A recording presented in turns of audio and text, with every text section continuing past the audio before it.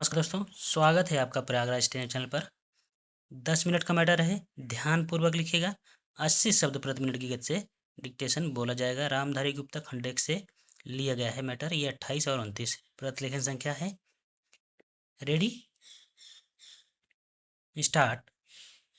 उपाध्यक्ष महोदय, रूस में भारत के जो मानचित्र प्रकाशित हुए हैं उनमें भारत के कुछ हिस्से को सही तरीके से नहीं दिखाया गया है।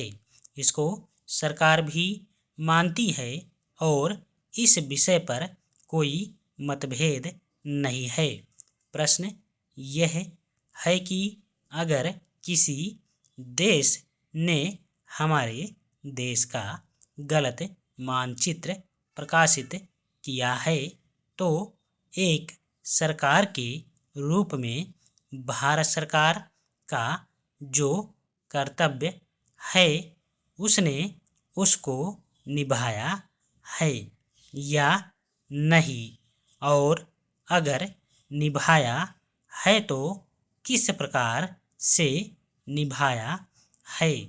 जब भारत सरकार का ध्यान इसमें प्रकाशित उस मानचित्र की ओर दिलाया गया जिसमें हमारे देश के कुछ भाग को गलत ढंग से दिखाया गया था, तो उसने 1956 में ही, जबकि न तो भारत और चीन की सीमा का प्रश्न पैदा हुआ था, इस बारे में रूस ने विरोध किया।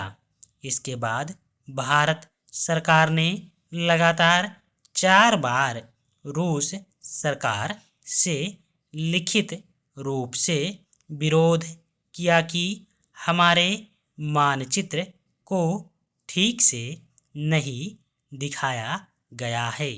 जिस मानचित्र को लेकर यह चर्चा हो रही है, जब उसकी ओर भारत का ध्यान गया तो उसने जून, जुलाई और अगस्त में लगातार 3 बार अपने राजदूत के माध्यम से और रूस के जो अधिकारी हमारे देश में आए उनसे बातचीत करके रूस का ध्यान इस ओर आकर्षित किया कि उसने इस देश का मानचित्र ठीक नहीं दिखाया है।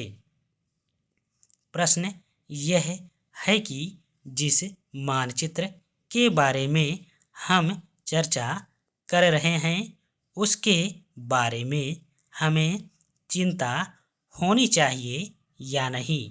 मैं समझता हूँ कि अगर दुनिया का कोई भी देश हमारा मानचित्र सही ढंग से नहीं दिखाता है तो स्वाभाविक रूप से देश को उसके बारे में चिंता करनी चाहिए। हम अपने कर्तव्य से नहीं चूक सकते हैं, लेकिन जहाँ तक इस चर्चा का संबंध है, मैं माननीय सदस्य की प्रशंसा करता अगर वह उन समस्त देशों का जिक्र करते और निंदा करते जिन्होंने हमारे मानचित्र को गलत ढंग से दिखाया है। उदाहरण के लिए पाकिस्तान को शिकायत है उसके मानचित्र को केवल रूस, इराक और मिस्र ने ही नहीं बल्कि अमेरिका ने भी गलत दिखाया है। जिस कश्मीर को हम भारत माता का ताज और मुकुट कहते आए हैं, जिसे हम कहते हैं कि वह इस धरती पर हमारा स्वर्ग है, उस इलाके को बिल्कुल उनकी दया और कृपा पर छोड़ दिया गया है। यह बात उत्साहवर्धक नहीं है। महोदय, मैं दिल्ली के संबंध में भी कुछ कहना चाहता हूँ। अब दिल्ली चूँकि केंद्र शासित क्षेत्र है और दिल्ली को केंद्र शासित क्षेत्र माना गया है, तो स्वभावतः दिल्ली वालों को यह आशा थी कि केंद्र से शासित होने से यहाँ पर उन्नति होगी और यहाँ के लोगों को कुछ सुविधा मिलेगी, संतोष प्राप्त होगा। किंतु मैं यह देख रहा हूँ और लोगों में भी वह भावना बढ़ती जा रही है कि जब से यह केंद्र शासित क्षेत्र हुआ है, तब से शासन में निरंकुशता आने लगी है और लोगों की ओर ध्यान कम दिया जाने लगा है। इसलिए मैं यह कहना चाहता हूँ कि दिल्ली प्रशासन के पुनर्गठन के ऊपर पुनः जोर दिया जाना चाहिए और हो सके तो उसके लिए एक समिति बैठा दी जाए और उसके लिए सोचा जाए कि दिल्ली का प्रशासन किस तरह का होना चाहिए। मैं चाहता हूँ दिल्ली के प्रशासन के संबंध में आप विचार करें।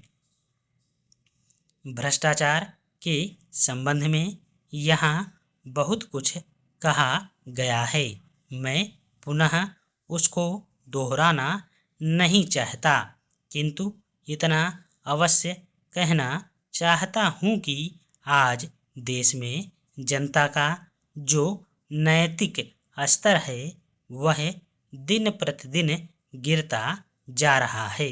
सरकार को यह सोचना चाहिए कि उनका वह नैतिक स्तर किस प्रकार उठाया जाए और किस तरह से लोगों की भावनाएं बदली जाएं, किस तरह से लोगों में अनुशासन रह सके, इसके लिए सोचना अत्यंत आवश्यक है।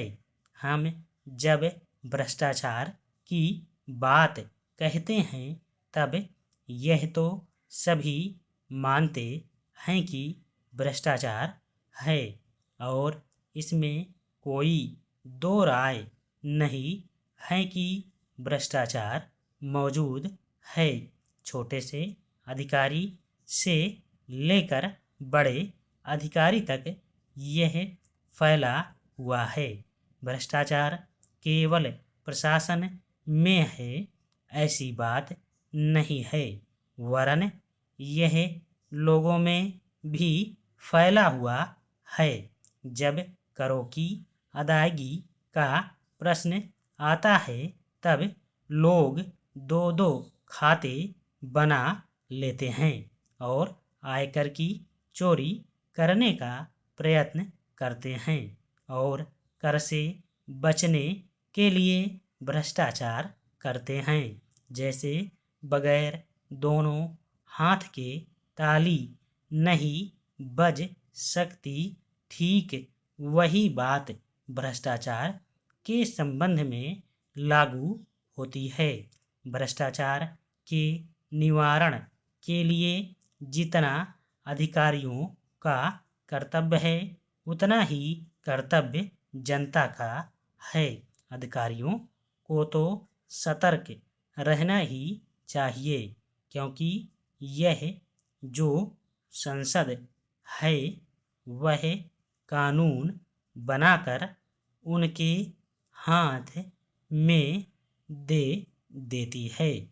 उसका कार्यान्वयन करने के लिए जनता और नौकरशाही को सहयोग से कार्य करना चाहिए। धन्यवाद।